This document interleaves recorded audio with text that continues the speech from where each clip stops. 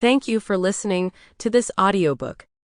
This is Poison and Cure, written by Sera Blackmoor and narrated by Google Play auto-narrated voice, Michelle. Audio copyright 2025, published by Sera Blackmoor. Prologue. Brenda. I used to be a dreamy girl. Not anymore. It wasn't hard to understand why. They turned all my dreams into nightmares. Now I just remembered with longing the dreamer I once was. When I was a child, I dreamed of being a teacher.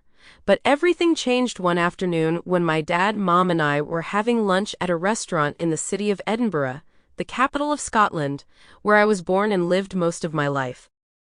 During the meal and without warning, my father began to feel ill. He placed his hand on his chest, opened his eyes wide, and opened his mouth several times, but without making a sound. Apparently, he was choking.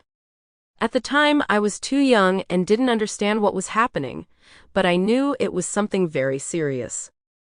I remember, as if it were yesterday, the terror I felt. It was a suffocating fear of losing my father. And the things that happened in the following minutes only left me in even more shock. My mother's screams, asking for an ambulance, and the group of people that gathered around us.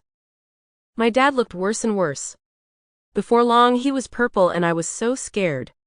I wanted to help, but I had no idea what to do, so I just let my feelings turn into tears. I looked at my father, who by now was lying on the ground, and I felt his life slipping away. Even as a child, I felt useless in the face of that terrifying scene.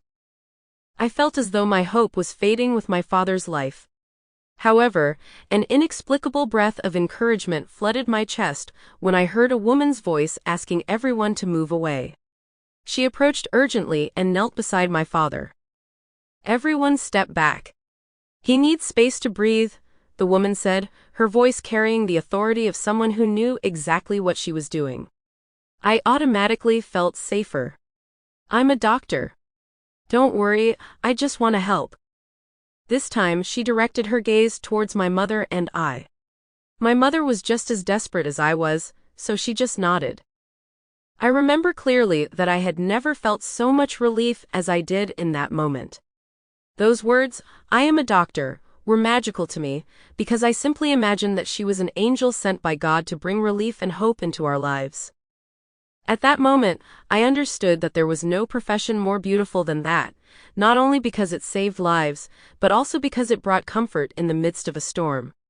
It was not only about saving the lives of those who needed help, but also about saving the lives of everyone who... Sample complete. Ready to continue?